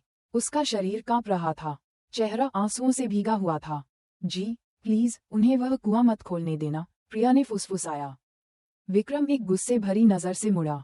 तुम्हें लगता है कि मैं चाहता हूँ, लेकिन अगर मैं उन्हें मना करूंगा तो वे और भी ज्यादा शक करेंगे। गेट पर दस्तकें और तेज हो गईं। विक्रम भाई, हमें नजरअंदाज मत करो, यह एक सामुदायिक कार्य है, सभी निवासी शामिल हैं। विक्रम ने एक गहरी सांस ली और आखिरकार गेट खोल दिया। एक जबरदस्ती की मुस्कान उसके चेहरे पर थी। माफ कीजिए, मैं अभी अभी नहाकर निकला हूँ। ठीक है, अगर आप लोग सच में मदद करना चाहते हैं तो चलिए। निवासी झुंड में अंदर आ गए। कुछ सीधे घर के पीछे की ओर चले गए, उस पुराने कुएं की ओर जो लंबे समय से इस्तेमाल नहीं किया गया था। वह कुआं डरावना लग रहा था। विक्रम ने ढक्कन के पत्थरों को करीने से व्यवस्थित कर दिया था, लेकिन सड़ी हुई बदबू फिर भी निकलकर पास आने वाले किसी भी व्यक्ति की नाक में चुभ रही थी। वर्मा जी ने अपना मुंह एक कपड़े से ढक लिया। हे भगवान, बदबू बहुत तेज है, जरूर कोई बड़ा जानवर मरा होगा। मिश्रा जी ने सिर हिलाया और 2 अन्य लोगों के साथ मिलकर ढक्कन के पत्थरों को खिसकाना शुरू कर दिया। पत्थरों के घिसने की आवाज ने विक्रम के दिल की धड़कन को और भी तेज कर दिया। वह पीछे खड़ा था, उसका चेहरा तनाव में था, उसकी आंखें बेचैन थीं। प्रिया और भी दूर खड़ी थी, अपने शरीर को अपने ही हाथों से जकड़े हुए, जैसे दुनिया से गायब हो जाना चाहती हो। जब आखिरी ढक्कन हटाया गया तो एक बदबूदार हवा का झोंका तुरंत बाहर निकला। सभी लोग अपनी नाक ढककर पीछे हट गए। कुछ तो लगभग उल्टी करने ही वाले थे। हे भगवान, ये किसी चूहे की बदबू नहीं है, ये कुछ और है, एक युवा ने पीले चेहरे के साथ कहा। वर्मा जी ने एक टॉर्च ली और कुएं के अंदर रोशनी डाली। अंदर का गंदा पानी काला लग रहा था और सतह पर कुछ तैर रहा था। वह चीज पीली और सूजी हुई थी, जिसका आकार एक इंसान के हाथ जैसा था। माहौल तुरंत शांत हो गया। सभी की आंखें फैल गईं, शरीर कांपने लगे। हे भगवान, वह एक हाथ है, एक महिला ने फुसफुसाया। प्रिया जोर से चीखी, अपना चेहरा दोनों हाथों से ढक लिया। उसका शरीर लगभग गिर ही गया था अगर एक पड़ोसी ने उसे तुरंत न संभाला होता। विक्रम चुप हो गया, पसीना तेजी से बह रहा था, उसकी जुबान सूख गई थी, वह एक शब्द भी नहीं बोल पा रहा था। मिश्रा जी तुरंत सड़क की ओर भागे। जल्दी पुलिस को बुलाओ, ये किसी जानवर की लाश नहीं है, यह एक इंसान का शव है। कुछ युवा लड़के तुरंत नजदीकी पुलिस चौकी की ओर भागे। बाकी निवासी कुएं के चारों ओर इकट्ठा रहे। कुछ कानाफूसी कर रहे थे, कुछ विक्रम को शक भरी नजरों से घूर रहे थे। वर्मा जी विक्रम के पास आए। भाई, ये समझाओ, उस कुएं में कौन है? विक्रम हकलाया। मुझे नहीं पता, शायद कोई बाहरी आदमी, शायद कोई चुपके से इस कुएं में गिर गया हो। लेकिन उसके शब्द कमजोर लग रहे थे। किसी ने विश्वास नहीं किया। इस बीच प्रिया रोती रही, उसकी आवाज टूट गई। हे भगवान, पापा। कुछ लोग तुरंत उसकी ओर मुड़े। इन शब्दों ने माहौल को और भी गर्म कर दिया। सभी को एहसास हो गया कि कुएं के अंदर का शव बहुत संभव है कि शर्मा जी का हो, जो प्रिया के अपने पिता थे। कहीं ये शर्मा जी का शव तो नहीं है? भीड़ में से किसी ने चिल्लाया। इस आवाज ने निवासियों में हलचल मचा दी। कानाफूसी चीखों में बदल गई। उनकी सभी निगाहें अब विक्रम पर थीं। कुछ ही देर में सायरन की आवाजें नजदीक आती सुनाई दीं। 2 पुलिस की गाड़ियां घर के सामने रुकीं। अधिकारी तुरंत अंदर आए, भीड़ को नियंत्रित किया और फिर प्रक्रिया के अनुसार कुएं की जांच शुरू की। एक वरिष्ठ पुलिस अधिकारी, इंस्पेक्टर राठौर, ने विक्रम को तीखी नजरों से देखा। हमें रिपोर्ट मिली है कि इस कुएं में एक इंसान का शव है। क्या ये सच है? उद्धरण चिन्ह। विक्रम ने थूक निगला, उसका चेहरा पीला पड़ गया था। मुझे भी अभी अभी पता चला, सर, निवासियों ने इसे पाया। पुलिस ने सिर हिलाया और फिर बचाव दल को आदेश दिया। कुछ सदस्य विशेष उपकरणों के साथ नीचे उतरे। सावधानी से उन्होंने कुएं के अंदर से कुछ उठाया। जब शव आखिरकार सतह पर साफ दिखाई दिया, तो सभी निवासियों ने अपनी सांसें रोक लीं। एक बूढ़े आदमी का शरीर सूज चुका था। उसका चेहरा लगभग पहचानने योग्य नहीं था, लेकिन जो कपड़े पहने हुए थे वे अभी भी एक संकेत दे रहे थे। वह शर्मा जी थे। प्रिया फिर से चीखी, उसकी आवाज भर्रा गई। पापा, हे भगवान, पापा! निवासी और भी ज्यादा उत्तेजित हो गए। शक की कानाफूसी सीधे विक्रम पर लक्षित हो गई। यह जरूर उसी का काम है। दामाद के अलावा और कौन हो सकता है? उद्धरण चिन्ह। पुलिस ने तुरंत स्थिति को शांत किया। इंस्पेक्टर राठौड़ ने विक्रम को गहरी नजरों से देखा। विक्रम भाई, फिलहाल आप हमारे साथ स्टेशन चलेंगे। हमें आपका बयान चाहिए। विक्रम ने इनकार करने की कोशिश की। लेकिन सर, मुझे कुछ नहीं पता। यह मैंने नहीं किया। लेकिन पुलिस ने परवाह नहीं की। 2 सदस्यों ने तुरंत उसकी बाहें पकड़ लीं और उसे गाड़ी में ले गए। प्रिया केवल सिसकियां भर सकती थी। उसका शरीर ढीला पड़ गया था। जब पुलिस की गाड़ी चली गई, तो निवासी अभी भी उस घर के सामने भीड़ लगाए हुए थे। माहौल तनावपूर्ण था। कानाफूसी लगातार सुनाई दे रही थी। उनके लिए रहस्य सुलझ चुका था। शर्मा जी का शव आखिरकार मिल गया था। लेकिन विक्रम और प्रिया के लिए ये तो एक बड़ी तबाही की शुरुआत थी। पुणे पुलिस स्टेशन का पूछताछ कक्ष ठंडा और घुटन भरा था। नियॉन लाइट धीरे धीरे टिमटिमा रही थी, जो कमरे के बीच में लोहे की कुर्सी पर बैठे किसी भी व्यक्ति के लिए माहौल को और भी तनावपूर्ण बना रही थी। विक्रम मेज पर हथकड़ी लगे हाथों के साथ बैठा था। उसका चेहरा पीला था। उसकी आंखें थकी हुई थीं। ठंडी हवा के बावजूद उसके माथे पर पसीना था। उसके सामने एक मजबूत शरीर और तीखी नजरों वाला एक आदमी बैठा था। इंस्पेक्टर राठौड़, एक वरिष्ठ जांचकर्ता जो अपनी सख्ती और संदिग्धों के हाव भाव को पढ़ने की दुर्लभ क्षमता के लिए जाने जाते थे। विक्रम भाई, इंस्पेक्टर राठौड़ की आवाज शांत लेकिन चुभने वाली थी।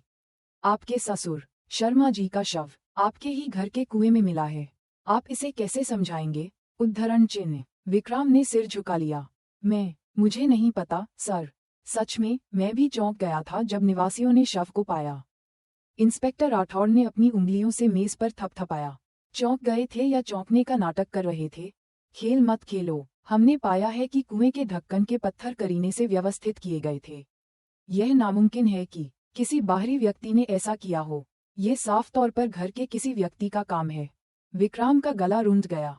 उसने घबराहट की लहर को रोकने की कोशिश की। मैंने केवल उस कुएं को बंद किया था सर, क्योंकि वह लंबे समय से इस्तेमाल नहीं किया गया था। मुझे नहीं पता था कि पापा अंदर थे। इंस्पेक्टर राठौड़ खड़े हुए और मेज के चारों ओर घूमने लगे। चलो ईमानदारी से बात करते हैं। आप अपने ससुर के विरासत में मिले घर में रहते हैं, है न? उद्धरण चिन्ह। विक्रम ने धीरे धीरे सिर हिलाया। वह घर नोटरी के रिकॉर्ड के अनुसार अभी भी शर्मा जी के नाम पर है। आप जरूर विरासत के बारे में जानते होंगे।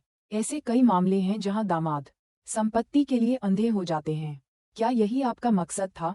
उद्धरण चिन्ह। नहीं सर, भगवान की कसम, मैंने कभी पापा को मारने का इरादा नहीं किया। मैं चाहता था कि वह घर मेरा और मेरी पत्नी का हो। लेकिन मैं इतना क्रूर नहीं हूँ। विक्रम रोने लगा। उसकी आवाज टूट गई। इंस्पेक्टर राठौड़ ने उसे ध्यान से देखा। वह रोना या तो ईमानदारी का हो सकता था या एक नाटक। कुछ मिनट खामोशी में बीत गए। फिर इंस्पेक्टर राठौड़ ने शुरुआती जांच के परिणामों से भरा एक फोल्डर खोला। उन्होंने शर्मा जी के शव की तस्वीरें, जिन्हें निकाला जा चुका था, आगे बढ़ाईं। ये देखो, सिर के हिस्से में चोट के निशान हैं, जैसे किसी कुंद वस्तु से मारा गया हो। लेकिन एक और संकेत भी है, जहर। हमें मृतक के पेट में एक अजीब पदार्थ मिला है। विक्रम ने बड़ी बड़ी आंखों से तस्वीरों को देखा। जहर? उद्धरण चिन्ह। हाँ, तो ये हो सकता है कि मृतक को पहले जहर दिया गया हो और फिर उनके सिर पर वार किया गया हो। सवाल ये है, जहर देने की पहुंच किसके पास थी? उनके गायब होने से पहले उनके सबसे करीब कौन था? उद्धरण चिन्ह। विक्रम चुप हो गया। उसकी यादें उस आखिरी रात में खो गईं जब उसने शर्मा जी को देखा था। उस रात शर्मा जी ने उनके साथ रात का खाना खाया था। वह खाना प्रिया ने बनाया था। उसके रोंगटे खड़े हो गए। इंस्पेक्टर राठौड़ ने विक्रम के चेहरे में आए बदलाव को देखा। क्या आपको कुछ याद आया? उद्धरण चिन्ह। विक्रम ने थूक निगला। उसका दिल अपनी पत्नी को बचाने या पुलिस के शक को प्रिया की ओर मोड़ने के बीच संघर्ष कर रहा था। मुझे बस इतना याद है कि उस रात पापा ने हमारे साथ खाना खाया था, विक्रम ने आखिरकार कहा। उसके बाद मुझे नहीं पता। उस रात खाना किसने तैयार किया था? इंस्पेक्टर राठौड़ ने तीखेपन से पूछा। विक्रम देर तक चुप रहा। मेरी पत्नी प्रिया, एक अन्य पुलिसकर्मी ने, जो साथ बैठा था, तेजी से नोट लिखा। इंस्पेक्टर राठौड़ पास आए। उनकी आवाज धीमी लेकिन चुभने वाली थी। विक्रम भाई, मूर्ख मत बनो। अगर तुमने यह नहीं किया है तो किसी और का बोझ मत उठाओ। सब कुछ बता दो। विक्रम ने सिर झुका लिया। उसके आंसू गिर पड़े। अपने दिल में उसे एहसास हुआ कि अगर वह चुप रहा तो सारा दोष उस पर डाल दिया जाएगा, लेकिन अगर वह बोला तो उसे अपनी ही पत्नी का नाम घसीटना पड़ेगा।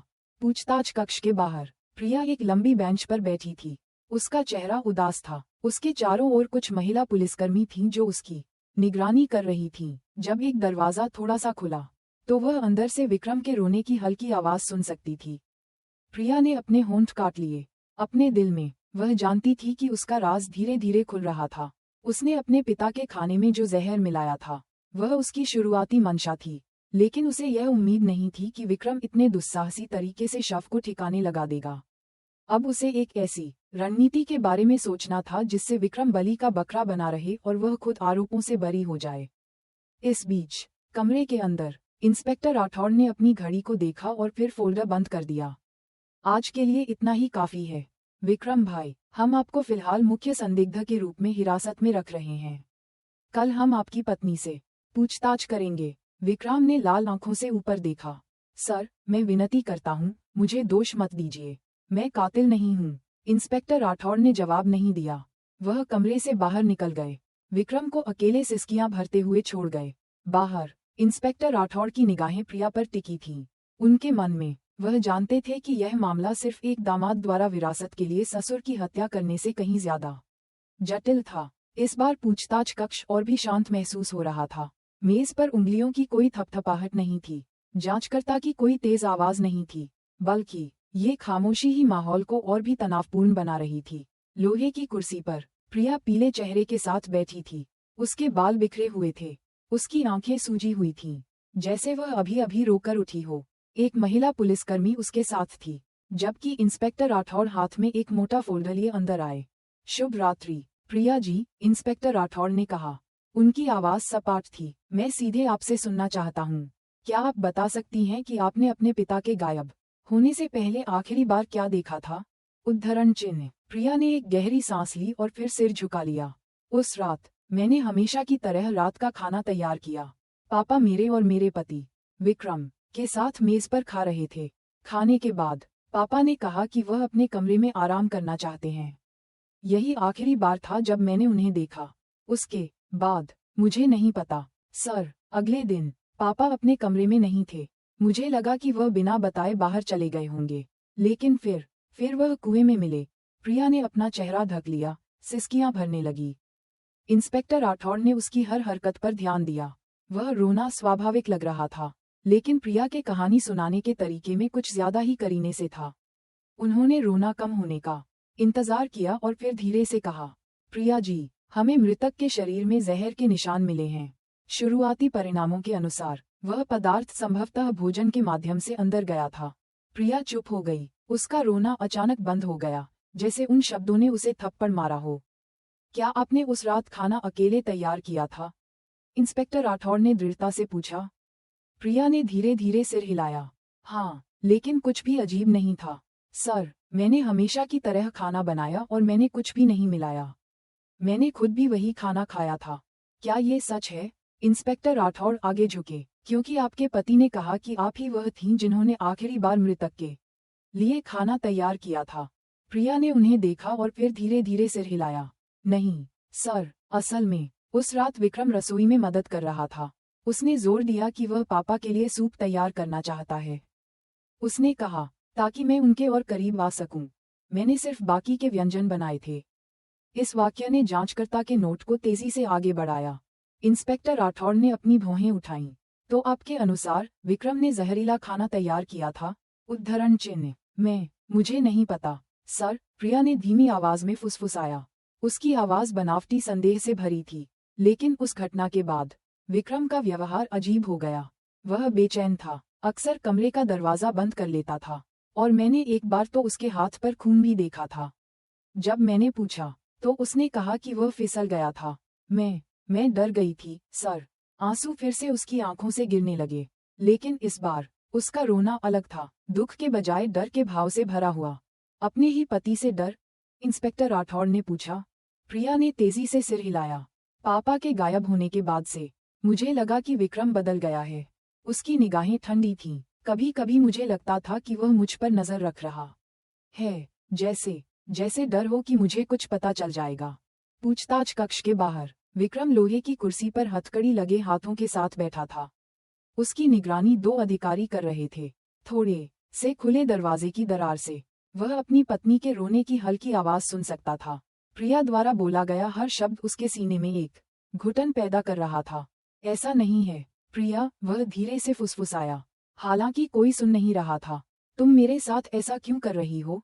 उसने अपने दांत भींचे, गुस्से और टूटन की भावनाओं को रोकने की कोशिश करते हुए। पहली बार उसे एहसास हुआ कि उसकी पत्नी न केवल खुद को बचाने की कोशिश कर रही थी, बल्कि धीरे धीरे उसे डुबो भी रही थी। कमरे के अंदर इंस्पेक्टर राठौड़ ने मेज पर कलम रखी। ठीक है प्रिया जी, आपके बयान के लिए धन्यवाद। हम ये सब नोट कर लेंगे। फिलहाल आपके पति अभी भी मुख्य संदिग्ध हैं, लेकिन हम किसी अन्य पक्ष की संलिप्तता की संभावना से भी इनकार नहीं कर रहे हैं। प्रिया ने जल्दी से सिर झुका लिया, उस हल्की मुस्कान को छिपाते हुए जो लगभग उसके होठों पर आ ही गई थी।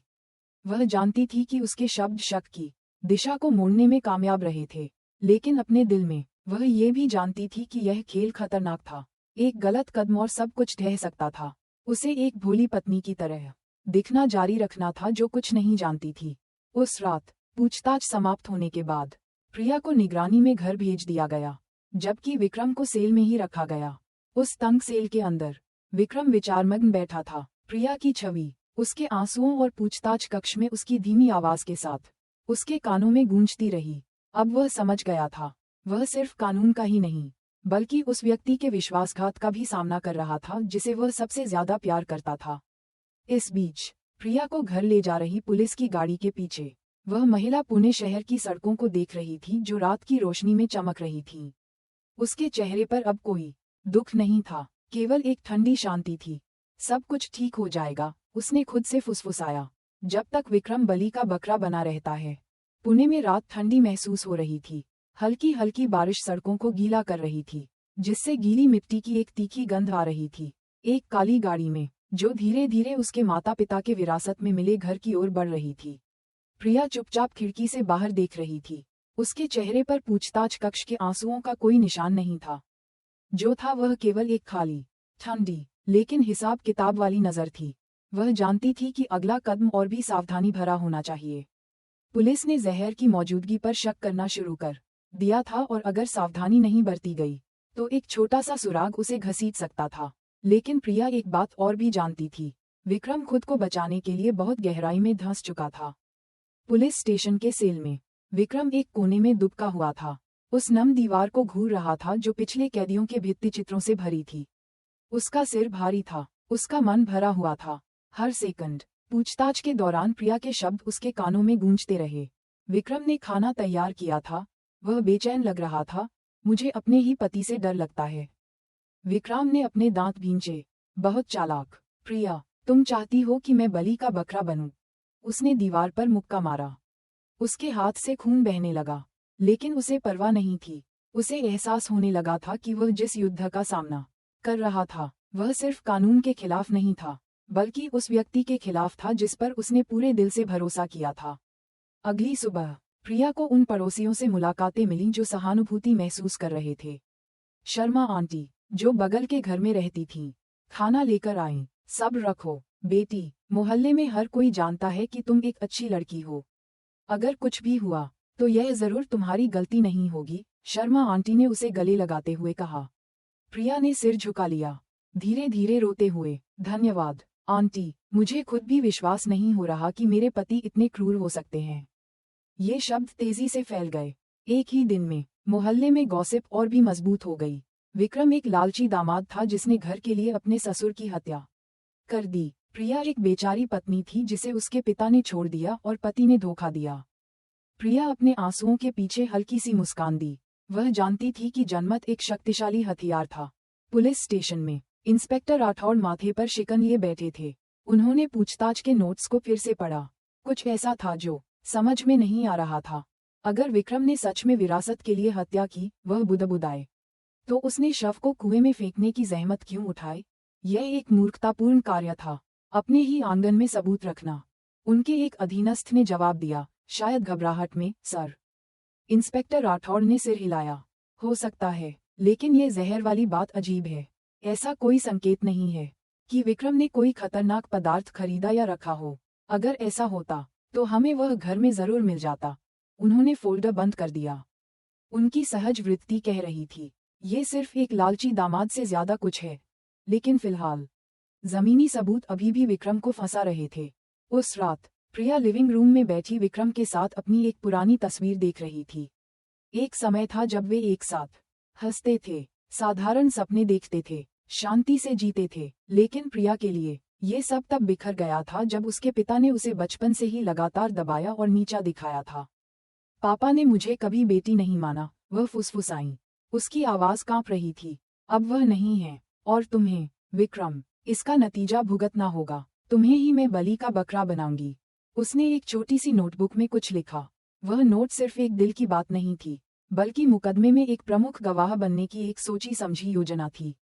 जहर के बारे में गवाही देकर विक्रम को घेरना, जिससे निवासी और परिवार यह विश्वास कर लें कि विक्रम शुरू से ही गुस्से से भरा था। प्रिया ने नोटबुक बंद की और फिर उसे अपनी ड्रेसिंग टेबल की दराज के नीचे छिपा दिया। एक ठंडी मुस्कान उसके चेहरे पर खिल गई। दूसरी ओर विक्रम को आखिरकार फिर से पूछताछ कक्ष में बुलाया गया। उसका शरीर थका हुआ था, उसकी आंखें थकी हुई थीं। इंस्पेक्टर राठौड़ ने उसे देर तक देखा। विक्रम भाई, इंस्पेक्टर राठौड़ ने कहा, आपकी पत्नी ने बयान दिया है कि आपने उस रात खाने में जहर मिलाया था। आप इसका खंडन कैसे करेंगे? उद्धरण चिन्ह। विक्रम चुप रहा। सच तो ये था कि प्रिया ने खाना बनाया था, लेकिन जब भी उसे अपनी पत्नी का चेहरा याद आता, एक झिझक होती, जैसे कि उसका दिल अभी भी उस महिला पर जवाबी चाकू चलाने के लिए तैयार नहीं था जिसे उसने कभी प्यार किया था। मैंने यह नहीं किया, सर। मैं शर्मा जी से नाराज था, लेकिन मैंने उन्हें कभी जहर नहीं दिया। मैं कसम खाता हूँ। इंस्पेक्टर राठौड़ ने अपनी आंखें सिकोड़ लीं। तो फिर किसने? खुद को कुर्बान मत होने दो। विक्रम ने अपने हाथ कसकर भींच लिए। आंसू गिर पड़े। वह जानता था कि एक शब्द मामले की दिशा को पलट सकता है, लेकिन उस शब्द का मतलब था प्रिया को कुर्बान करना। इस बीच पुलिस स्टेशन के बाहर प्रिया ने अपना अगला कदम पहले ही तय कर लिया था। वह अपने पिता के एक पुराने परिचित मिश्रा जी नाम के एक मोहल्ले के बुजुर्ग से मिली। अंकल, मैं आपसे विनती करती हूँ कि बाद में गवाही दें कि पापा अक्सर विक्रम से लड़ते थे। हर कोई जानता है कि वे एक दूसरे को पसंद नहीं करते थे, है न? प्रिया ने एक दयनीय चेहरे के साथ कहा। मिश्रा जी ने धीरे धीरे सिर हिलाया। हाँ, वे अक्सर झगड़ते थे। ठीक है बेटी, अगर इससे तुम्हारी मदद हो सकती है तो मैं जज के सामने बता दूंगा। प्रिया ने धन्यवाद दिया और फिर हल्के कदमों से घर लौट आई। एक एक करके उसके द्वारा बिछाए गए जाल ने विक्रम की गर्दन को कसकर बांधना शुरू कर दिया था। उस रात विक्रम ने अपनी सेल में खुद से फुसफुसाया, मुझे टिके रहना होगा, मुझे सच्चाई को बाहर लाने का एक तरीका खोजना होगा। लेकिन दूर घर पर प्रिया संतुष्टि से मुस्कुराई। खेल उसकी योजना के अनुसार चल रहा था, और वह जानती थी विक्रम जितना ज्यादा खुद का बचाव करने की कोशिश करेगा, उतना ही वह फंसेगा। मुकदमे का दिन आ गया। पुणे का कोर्ट हाउस जिज्ञासु निवासियों से खचाखच भरा हुआ था। शर्मा जी की हत्या के मामले की खबर हर जगह फैल चुकी थी, जो चाय की दुकानों, बाजारों और यहाँ तक कि स्कूलों में भी एक गर्म चर्चा का विषय बन गई थी। हर कोई उस त्रासदी का अंत जानना चाहता था जिसने उनके मोहल्ले को हिलाकर रख दिया था। अदालत कक्ष में विक्रम अभियुक्त की कुर्सी पर पीले चेहरे और सूजी हुई आंखों के साथ बैठा था। उसके बगल में उसका वकील धीरे धीरे फुसफुसा रहा था, उसे शांत रहने का निर्देश दे रहा था। लेकिन अपने दिल में विक्रम को लगा जैसे उसकी दुनिया ढह रही है। कमरे के दूसरी ओर प्रिया गवाह की कुर्सी पर बैठी थी। उसका चेहरा एक साधारण दुपट्टे से ढका हुआ था। न्यायाधीश के मुकदमे की शुरुआत करने से पहले ही उसके गालों पर आंसू आ चुके थे। मुख्य न्यायाधीश, एक अधेड़ उम्र के व्यक्ति, ने एक दृढ़ आवाज के साथ मुकदमे की शुरुआत की। आज हम अभियुक्त विक्रम के खिलाफ आपराधिक मामले पर सुनवाई कर रहे हैं, जो उसके ससुर स्वर्गीय शर्मा जी की कथित हत्या से संबंधित है। अभियोजन पक्ष से अनुरोध है कि वे पहले गवाह को पेश करें। सरकारी वकील ने सिर हिलाया और फिर शर्मा आंटी को बुलाया, जो प्रिया के घर के पास रहती थीं। श्रीमती शर्मा, क्या आप जानती थीं कि अभियुक्त का पीड़ित के साथ जीते जी कैसा रिश्ता था? वकील ने पूछा। शर्मा आंटी घबराई हुई लग रही थीं, लेकिन उनकी आवाज साफ थी।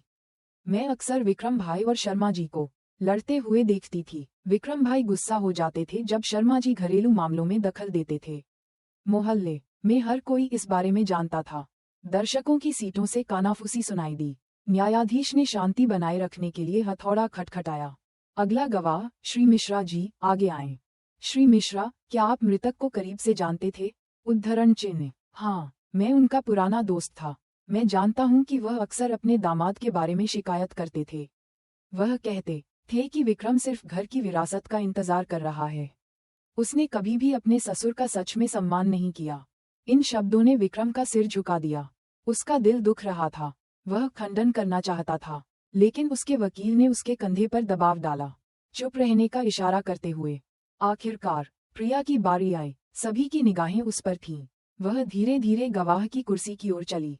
उसका चेहरा आंसुओं से भरा था। सरकारी वकील ने एक कोमल आवाज में शुरू किया, जैसे सहानुभूति दिखा रहा हो। प्रिया जी, कृपया अदालत को बताएं कि आपके पिता के साथ आखिरी रात क्या हुआ था। प्रिया ने एक गहरी सांस ली और फिर कांपती आवाज में बोलना शुरू किया। उस रात मैंने रात का खाना तैयार किया। पापा मेरे और विक्रम के साथ मेज पर बैठे थे। विक्रम ने कहा कि वह पापा के लिए सूप तैयार करना चाहता है। उसने कहा, ताकि मैं उनके और करीब आ सकूं। मैंने उस पर विश्वास कर लिया। मुझे नहीं पता था कि वह सूप जहरीला था। प्रिया की आवाज टूट गई। उसके रोने से अदालत कक्ष में कई लोग भी सिसकियां भरने लगे। खाने के बाद पापा कमजोर लग रहे थे। मैं घबरा गई, लेकिन विक्रम ने मुझे कमरे में जाने के लिए कहा। मैं डर गई थी, जज साहब, और उस रात के बाद मेरे पापा गायब हो गए। सरकारी वकील ने पूरे आत्मविश्वास के साथ न्यायाधीश को देखा। ये साफ है, योर ऑनर, विक्रम सिर्फ एक लालची दामाद ही नहीं, बल्कि एक ऐसा अपराधी भी है जिसने ठंडे दिमाग से हत्या की योजना बनाई। विक्रम का वकील जवाबी कार्रवाई करने के लिए खड़ा हुआ। प्रिया जी, क्या आपने विक्रम को सीधे जहर मिलाते हुए देखा था? उद्धरण चिन्ह। प्रिया ने सिर झुका लिया। उसके आंसू बह रहे थे। नहीं, लेकिन उसके बाद विक्रम का व्यवहार बदल गया। वह बेचैन, असभ्य था, और मुझे डर था कि वह मुझे भी चोट पहुंचा सकता है। कानाफूसी और भी तेज हो गई। सभी की निगाहें विक्रम पर थीं, आरोपों से भरी। विक्रम अचानक खड़ा हो गया। उसकी आवाज टूट गई। नहीं, ये झूठ है। प्रिया, तुम ऐसा क्यों कर रही हो? तुम अच्छी तरह जानती हो कि उस रात खाना किसने तैयार किया था। उद्धरण चिन्ह। न्यायाधीश ने जोर से हथौड़ा खटखटाया। अभियुक्त, वापस बैठो, अपने आप पर काबू रखो। विक्रम वापस बैठ गया। उसके आंसू तेजी से बह रहे थे। उसे एहसास हुआ कि उसकी पत्नी द्वारा करीने से बुने गए गवाही के मंच के बीच उसके शब्दों का कोई मतलब नहीं था।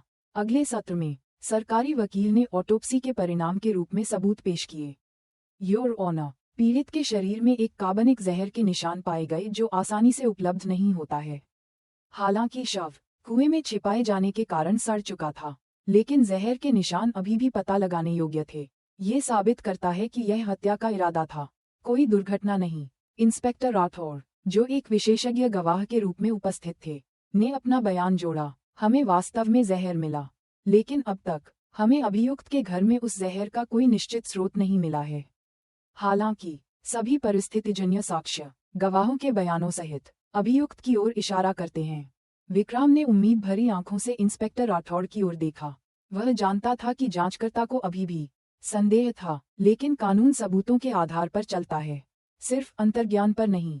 मुकदमा और भी गर्म हो गया। सरकारी वकील ने विक्रम के लिए आजीवन कारावास की भारी सजा की मांग की, जबकि विक्रम का वकील लगातार विसंगतियों को इंगित करने की कोशिश करता रहा। जहर की खरीद का कोई सबूत नहीं, कोई प्रत्यक्ष चश्मदीद गवाह नहीं, और असली मकसद अभी भी अस्पष्ट था। लेकिन प्रिया के आंसू और निवासियों की गवाही बहुत मजबूत थी। अदालत कक्ष में जनता ने न्यायाधीश के हथौड़ा खटखटाने से पहले ही अपना फैसला सुना दिया था। विक्रम केवल सिर झुका सकता था। उसके सिर में प्रिया के ठंडे शब्द गूंज रहे थे, हालांकि वे आंसुओं के साथ कहे गए थे। मुझे अपने ही पति से डर लगता है। अदालत कक्ष के बाहर पत्रकार भीड़ लगाए हुए थे। प्रिया दुख से भरे चेहरे के साथ बाहर निकली, निवासियों की सहानुभूति से घिरी हुई। बेचारी प्रिया जी, उसका पति कितना क्रूर है, कानाफूसी सुनाई दी। इस बीच विक्रम को हथकड़ी लगे हाथों के साथ वापस बंदी वाहन में ले जाया जा रहा था।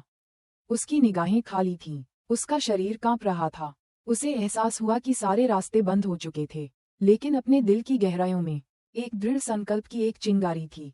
अगर उसे एक मौका मिला तो उसे सच्चाई साबित करनी होगी, भले ही पूरी दुनिया उसके खिलाफ हो।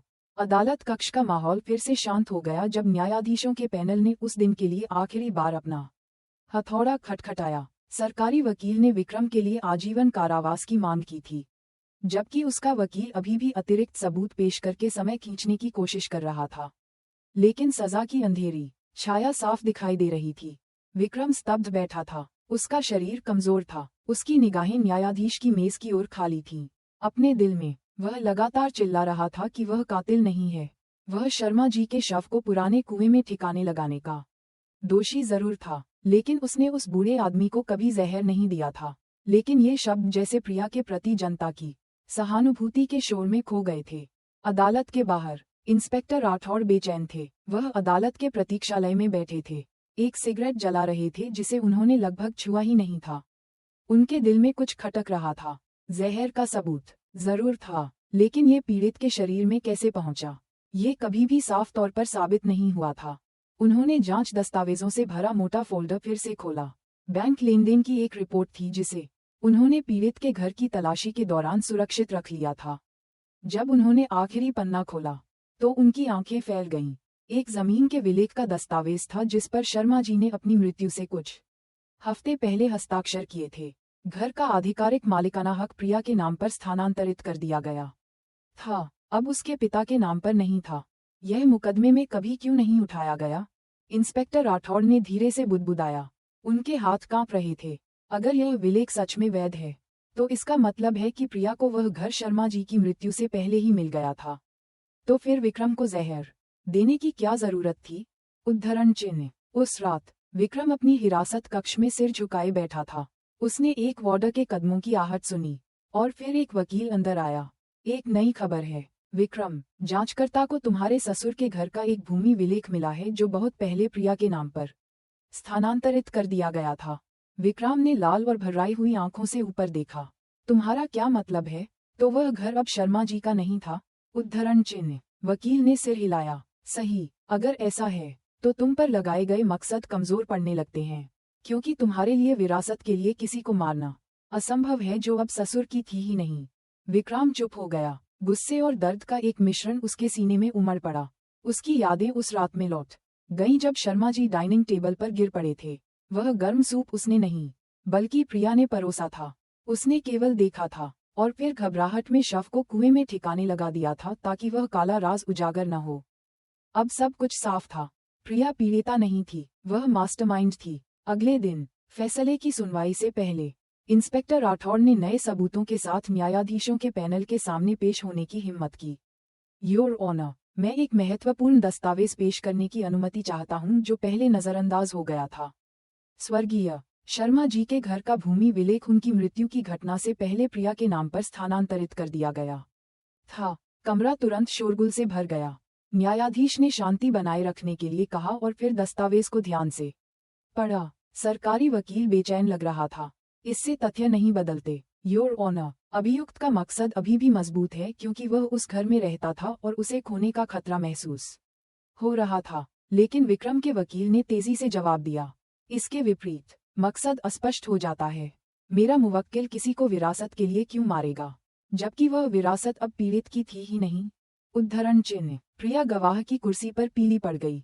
उसका चेहरा, जो पहले आत्मविश्वास से भरा था, अब रंगहीन हो गया था। उसने सिर झुका लिया और फिर धीरे धीरे रोने लगी। लेकिन इस बार उसका रोना अब विश्वसनीय नहीं था। विक्रम भर्राई हुई आवाज में खड़ा हुआ। योर ऑनर, मैं वास्तव में मूर्ख था।